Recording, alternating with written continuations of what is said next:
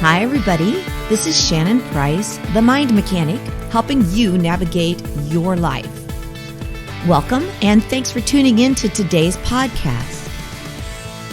My goal in life is to change the way people see and treat themselves, to educate, empower, and evolve. I've dedicated a huge portion of my life to help each person become the best version of who they are, one step at a time, and teach them how to continue to do this for life. You and I have one thing in common. We want to constantly improve our lives and be the best version of ourselves.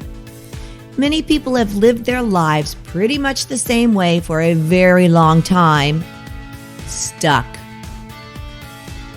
You are capable of making the biggest transformation of your life.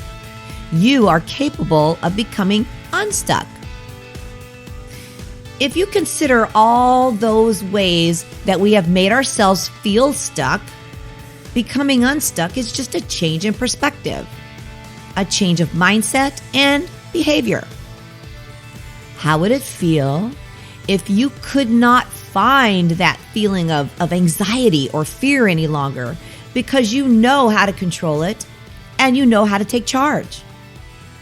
What is it that you struggle with internally that causes you the most anxiety, emotions, or actions that you just wish would stop?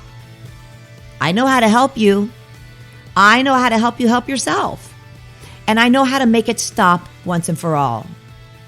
So what if you could spend just a little time with me to learn how to do that for the rest of your life? The topic for our podcast today is confidence. Yeah, confidence. So we were not brought into this world with hang-ups and insecurities. It was through our experiences that taught us to doubt ourselves. It turns out we're really good at facing unexpected challenges. It turns out we've been doing that every day of our lives pretty much. It turns out that the only reason we haven't felt confident is because we've been telling ourselves not to. So maybe what you think defines you isn't that at all. While confidence might be something that most of us would like more of, it is not something that we need to attempt to build from scratch. And that's because we were all born pretty much 100% confident. When we started out in life, we didn't have any hang-ups or insecurities. And as such, we had no reason to doubt our abilities to cope with any situation that life might care to throw at us. We never questioned in those early years because nobody had suggested it, that there was anything wrong with us. Well, that all came later. And for some of us, it happened so early on in life that we can't even remember ever feeling confident. So confidence is best regarded not as something that needs to be discovered for the first time, but as the absence of insecurities. So put simply, without all our hang-ups and insecurities, we would naturally have all the confidence that we could possibly desire. So how do we get rid of those hang-ups? Well, guess what? It's simpler than you think. While it may have been that others who gave us those hang-ups could actually just plant the seed. That's all they could actually do. Just plant the seed. In that respect, their input only lasted a moment. But the person that watered that seed and made the idea grow was none other than ourselves. Simply by letting and accepting negative comments and experiences as telling us something bad, yet true about who we are, we have taken that version of reality and just run with it. It's the constant repeating of this reality in our own heads that perpetuates it. If we're going to challenge that version of reality and allow ourselves the freedom to update our own self-image, we first have to stop repeating that message. We have to stop believing that idea, that seed that was planted by someone else is true. And we have to stop regarding that version that's real, right? That is not the real version of us. We have to start regarding that version of us as real. The fact is that confidence flows freely when we stop stifling its natural growth with negative thoughts that were never ours in the first place. Many successful people credit their self-esteem and their confidence to their own successes. But not many people really know what it is or can explain how to build confidence or how to become confident. It's tricky because confidence is built on different things. But overall, it's built on personal choices. It's built on accomplishments that feed and fuel your passions and make you feel happy and proud of who you are. Discovering these things is one of the most worthwhile pursuits of your life. But so many are withdrawn and just don't know where to begin. It's tricky because confidence is built on different things. But overall, it's built on your personal choices. It's built on your accomplishments that feed and fuel your passions and that make you feel happy and proud and that make you really feel like this is who you are. Discovering these things is one of the most worthwhile pursuits of your life, but so many are withdrawn and don't even know where to begin. So, how in the world do we find this? I work with people pretty much on a daily to weekly basis about finding their confidence. Being able to get that new job, ask that person out on a date, start a new project, start some arts and creative projects, or even just being able to talk to another person without folding into themselves and hiding. The good news is that self-confidence really can be learned and built upon. And it's well worth the time and investment in yourself to become more confident. Being confident is important, but it's not always easy to do, and it doesn't come supernaturally to everyone. So it can waver. Remember, you still have in your head those experiences and those words from others that made you lose that natural confidence that you were born with.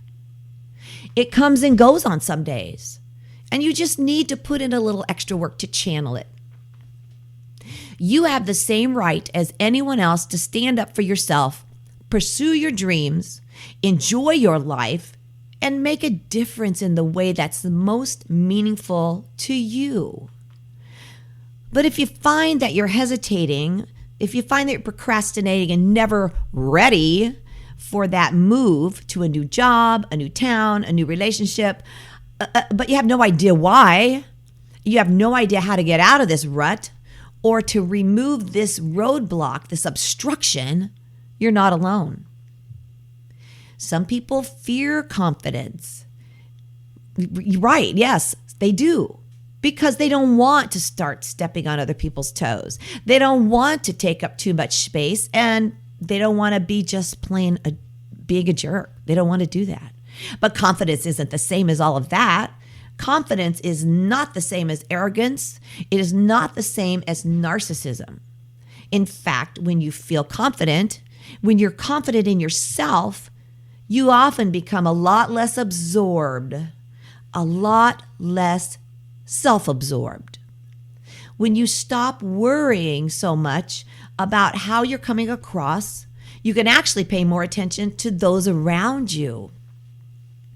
So performance, public speaking, going for a job interview, even going to a party, talking with people in person, online, all of these are confidence problems.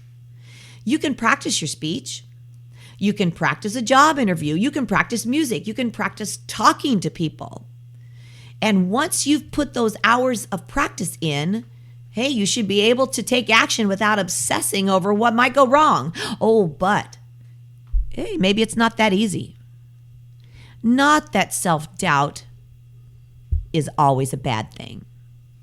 Sometimes you might fear that you haven't prepared enough for the big presentation, the recital, or the interview. Practicing what you plan to say, practicing what you plan to do will give your mind something to fall back on when that pressure seems kind of high. So most people have no idea how to overcome this mindset.